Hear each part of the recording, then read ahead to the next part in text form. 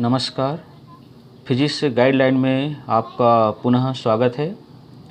आज हम इस फिजिक्स गाइडलाइन में अध्ययन करेंगे कक्षा 12वीं का एक महत्वपूर्ण टॉपिक प्रतिरोधों का संयोजन।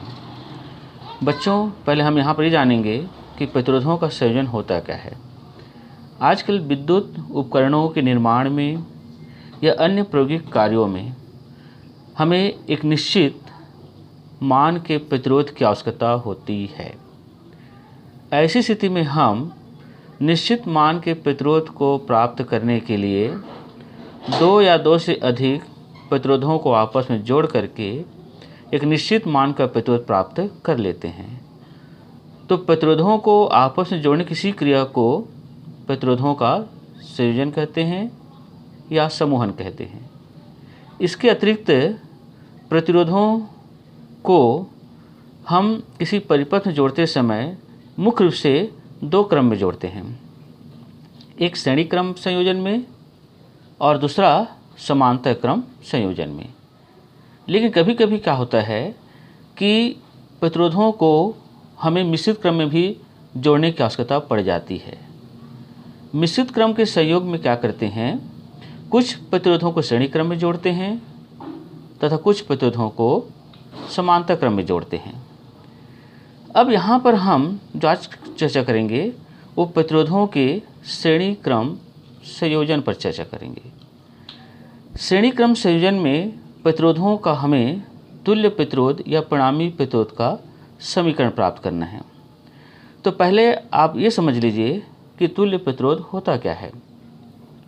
यदि किसी विद्युत परिपथों में किन्हीं दो बिंदुओं के बीच लगे कई प्रतिरोधों को हटाकर उनके स्थान पर एक अकेला ऐसा प्रतिरोध जोड़ दिया जाए कि परिपथ की धारा और उन दोनों बिंदुओं के बीच के विभवांतर के मान में कोई परिवर्तन न हो, तो ऐसे प्रतिरोध को हटाए गए प्रतिरोधों का तुल्य प्रतिरोध कहते हैं। तो हमें श्रेणी क्रम संयोजन में दिए गए प्रतिरोधों किस प्रकार से जोड़ते हैं उसे हमें समझना है। तो देखिए, श्रेणी क्रम संयोजन में तुल्य प्रतिरोध किस प्रकार जोड़ते हैं। यहाँ पर एक 3 कार्बन प्रतिरोध दिखाया गया है। यहाँ पर जो विद्युत परिपथों में जो प्रयोग किया जाता है कार्बन प्रतिरोध, तो इसमें श्रेणी क्रम संयोजन में क्या करते हैं कि दिए गए प्रतिरोध के प्रथम प्रतिरोध के द्वितीय सिरे का संबंध दूसरे प्रतिरोध के पहले सिरे से और दूसरे प्रतिरोध के द्वितीय सिरे का संबंध है तीसरे प्रतिरोध के पहले सिरे से कर देते हैं, और प्रथम प्रतिरोध का प्रथम सिरा और अंतिम प्रतिरोध के द्वितीय सिरा का संबंध है एक बैटरी ई और कुंजी के से कर देते हैं। तो मान लीजिए कि इस चित्र के अनुसार 3 प्रतिरोध R1, R2 एवं R3 श्रेणी क्रम में जोड़े गए हैं, जिनके सिरों के मध्य एक बैटरी ई लगाते हैं। तो इस परिपथ में धारा I प्रवाहित होती है और इस धारा के कारण इन प्रतिरोधों के सिरों के बीच विभवांतर क्रमशः V1, V2 और V3 उत्पन्न होता है।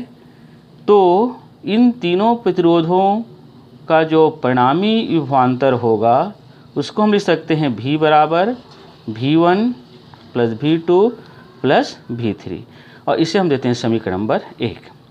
लेकिन हमने पूर्व में पढ़ा है ओम के नियम से कि प्रथम प्रतिरोध के सिरों के मध्य उत्पन्न विभवांतर यदि हम निकालें तो पहले प्रतिरोध के लिए ओम के नियम का सूत्र इसमें उपयोग करें तो R1 बराबर V1/I से आप V1 बराबर निकाल सकते हैं R1I। इसी प्रकार द्वितीय प्रतिरोध के मध्य उत्पन्न विभवांतर भी ओम के नियम से हमें प्राप्त होगा V2 बराबर R2I। इसी प्रकार तीसरे प्रतिरोध के सिरों के मध्य उत्पन्न विभवांतर हमें प्राप्त होगा ओम के नियम से V3 बराबर R3I।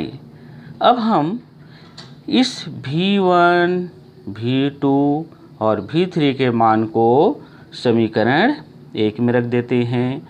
जब हम समीकरण 1 में रखते हैं तो हमें इस प्रकार से समीकरण 2 प्राप्त होता है। अब मान लीजिए कि श्रेणी क्रम में जुड़े हुए सभी प्रतिरोधों अर्थात R1, R2 एवं R3 का परिणामी या तुल्य प्रतिरोध R हो, जैसे कि चित्र में दिखाया गया है। इस चित्र में तीनों प्रतिरोध का परिणामी तुल्य प्रतिरोध हमने R लिया है। तो ओम के नियम से इस परिणामी प्रतिरोध या तुल्य प्रतिरोध पर ओम के नियम हम लागू करें तो R बराबर V/I होगा। यहाँ से V निकालेंगे तो V बराबर RI प्राप्त होगा। अब इस V के मान को हम इस समीकरण 2 में रखते हैं। जब समीकरण 2 में रखते हैं तो हमें इस प्रकार से समीकरण प्राप्त होगा RI बराबर R1I plus R2I plus R3I। यहाँ से हम I को कैंसिल कर देते हैं। जब I को कैंसिल करेंगे तो हमें प्राप्त होगा R बराबर R1 plus R2 plus R3। और यही श्रेणी क्रम समूहन में परिणामी या तुल्य प्रतिरोध का समीकरण है, जिसे हम शब्दों में इस प्रकार से कर सकते हैं कि श्रेणी क्रम संयोजन में परिणामी या तुल्य प्रतिरोध का मान उनमें जुड़े हुए अलग अलग प्रतिरोधों के योगफल के बराबर होता है।